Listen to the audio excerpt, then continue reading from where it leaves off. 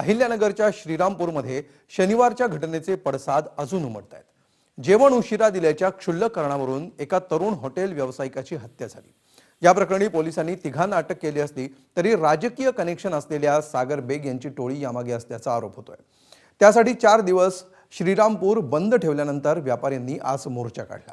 नेमकं काय घडलंय बघूया या स्पेशल रिपोर्टमध्ये।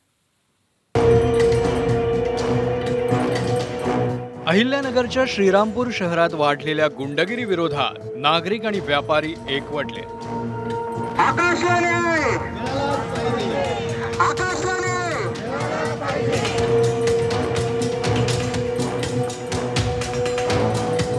चार दिवसांच्या बंदनंतर बुधवारी शहरात सर्वपक्षीय मोर्चा काढण्यात आला।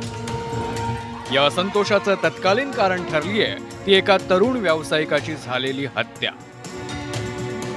शनिवारी दुपारी जेवण लवकर न दिल्याच्या रागातून हॉटेल व्यावसायिक आकाश दुबैया यांची हत्या झाली होती। या प्रकरणी पोलिसांनी ओमकार डफळ, सुरेश जाधव आणि यश जाधव या तिघांना अटक केली आहे।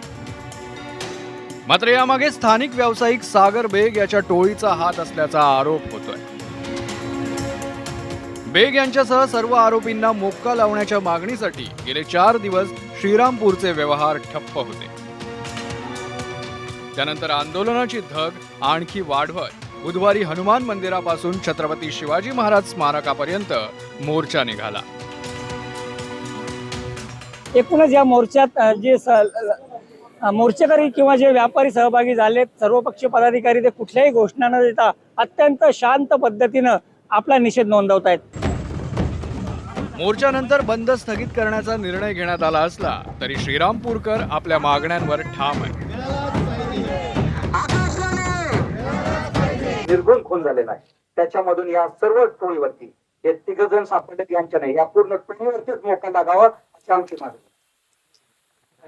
आणि ही मागणी जोपर्यंत पूर्ण होत नाही तोपर्यंत आज हे बंदचं आंदोलन आम्ही तात्पुरतं स्थगित केलेलं, फक्त बंद स्थगित केलेलं आहे, आंदोलन स्थगित केलेलं नाही। हे बेग टोळीनं शहरात दहशत माजवल्याचा आरोप काँग्रेस आमदार हेमंत ओगले यांनी केलाय, तर सागर बेग यांनी मात्र सर्व आरोप फेटाळून लावले। प्रशासनाला माहिती बेग टोळी इथं आणि त्या बेग टोळीच्या अंडर हे सगळं चाललेलं आहे। हे वरपासून मुंबईपासून खाली सगळ्यांना माहिती आहे, खालच्या पोलिसापर्यंत।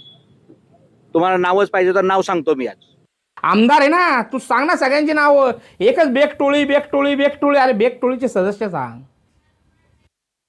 कोण याच्याशी निगडीत आहे, त्यांचे कॉल आहे का, कुठंतरी भेटले का, कुठंतरी प्लॅन झाला का? असे लोक असतील तर आम्हाला आरोपी करा ना।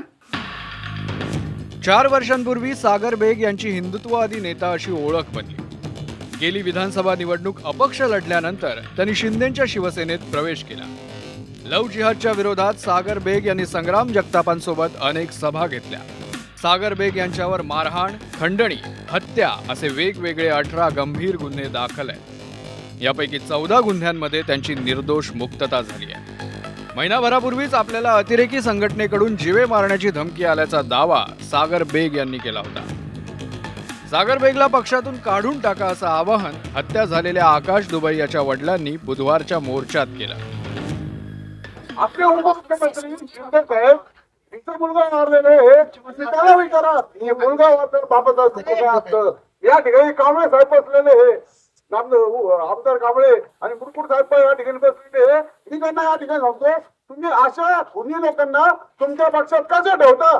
एकनाथ शिंदे साहेब या राज्यात इतकं चांगलं काम करतायत, त्यांच्या कानापर्यंत पोहोचत नसेल ही तुमची जबाबदारी आहे। या गुंडाला खुनीला या शहरातून सगळी गुन्हे हद्दपार करा, इन्काउंटर करा, पक्षातून काढून टाका। श्रीरामपूरमध्ये गेल्या 2 आठवड्यात प्राणघातक हल्ल्याच्या 4 घटना उघडकीस आल्या। यात किरकोळ कारणावरून 24 वर्षांच्या व्यावसायिकाला आपला जीव गमवावा लागलाय। या घटनेला जबाबदार असलेल्यांवर कठोरात कठोर कारवाई करतानाच शहरात बोकाळलेली ही संघटित गुन्हेगारीही पोलिसांना मोडून काढावी लागेल। नितीन ओझा, ABP माझा, श्रीरामपूर, अहिल्यानगर।